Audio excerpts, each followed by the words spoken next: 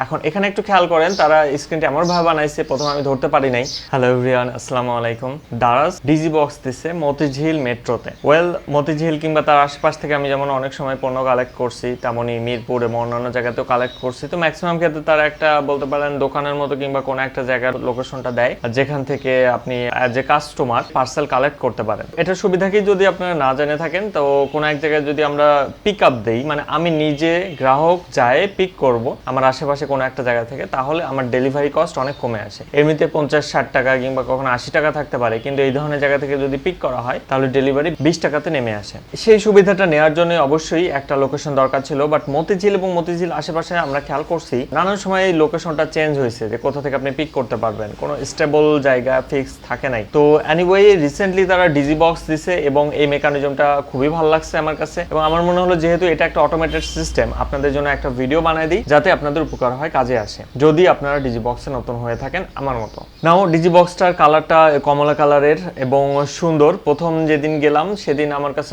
আমি আসলে খুঁজে পাচ্ছিলাম না কোন দিকে গেট বি। এনিওয়ে গেট বিটা আসলে শাপলা চত্বর থেকে মেট্রোতে যাওয়ার দিকে হাতের ডানে। সো সেই সিঁড়িটা দিয়ে আপনারা ওঠেন, তাহলেই একটু সামনে আগায় গেলে বাম দিকে যে গেটের পরেই দেখবেন দেয়ালের সাথে লাগানো ডিজিবক্সটা। নাও ডিজিবক্সটা খেয়াল করবেন, এটাতে কিন্তু নানান ধরনের খোপ আছে, ছোট খোপ, মাঝারি খোপ, বড় খোপ, মানে যেই পার্সেলটা আপনি দিচ্ছেন তার আয়তন আকৃতির উপরে ডিপেন্ড করে খোপগুলো। প্রসেসটা খুবই সিম্পল, তবে আমি একটা ভুল করছি, বাট তারপরও ভুলটা কাজে লাগছে, হয়তোবা ভবিষ্যতে সেটা থাকবে না, তো ভাবলাম আপনাদেরকে একটু জানাই দিই। নাও ডিজিবক্সে একটা স্ক্রিন মনিটর দেওয়া আছে, আপনারা যদি যান দেখতে পাবেন এরকম একটা ছোট্ট মনিটর লাগানো আছে, মাঝখানে বসানো আছে, এবং সেটা টাচ স্ক্রিন, কোনো কিবোর্ড কিংবা কিপ্যাড টাইপের কিছু নাই। সো এটা অনেকটা বলতে পারেন সেফ, কেউ একজন হ্যাক করবে এই সেই সেটা করার সুযোগ নাই। তো এখানে দেখবেন একটাই বাটন স্ক্রিনে থাকে, সেটা হচ্ছে স্টার্ট বাটন।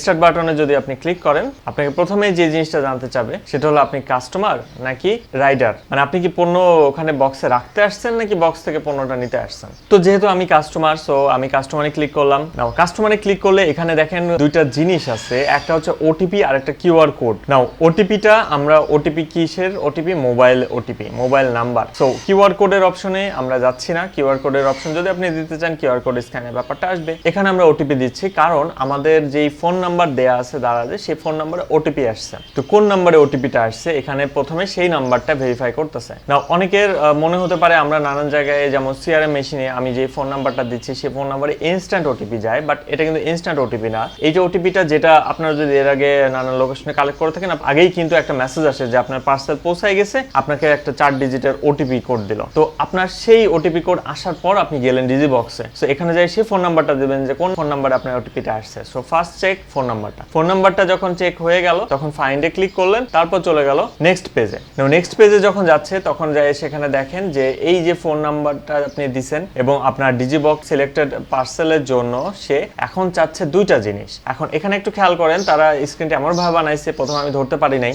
ডান দিকে উপরে কিন্তু একটা ওটিপি আছে এবং ঠিক মাঝখানে যেটা আপনি দেখতে পাচ্ছেন সেখানে একটা ওটিপি আছে। এখন এই দুই ওটিপির ঘটনাটা কি? ডান দিকে উপরে যে ওটিপিটা আছে সেটা আপনার ফোনে আসছে, সেই ফোনে 4 ডিজিটের ওটিপিটা আসছে, যেটা ডিজিবক্স ওটিপি বলতেছে এইখানে, যে ডিজিবক্স ওটিপি ছোট জায়গা দিছে। আর মাঝখানে ঠিক দিছে এন্টার 6 ডিজিটস দারাজ ওটিপি। এই দারাজ ওটিপিটা আপনারা পার্সেল যখন ওই যে ট্র্যাক করেন যেই জায়গাটাতে, ওখানেই পাবেন 6 ডিজিটের এই ওটিপিটা। সো এই দুই ওটিপি আপনি দিলেন, বাট আমি যে ভুলটা করছিলাম, আমি উপরে 4 ডিজিটের ওটিপি মেসেজ থেকে ঠিকই দিছিলাম, কিন্তু নিচের 6 ডিজিটের ওটিপির জায়গায় আমি আমার পার্সেলের লাস্ট 6 ডিজিটটা আমি ওখানে দিছিলাম। তো তারপরে তারা নিয়ে নিছে। এটা আসলে সার্চ একটা অপশন, মানে ভেরিফাই করতেছে। আই থিঙ্ক 2-3টা জিনিস ভেরিফাই করলে তারা নিয়ে নেয়, বাট এটা হয়তো বা ফিক্স তারা করে দেবে যে সবগুলোই ভেরিফাই ঠিক হইতে হবে।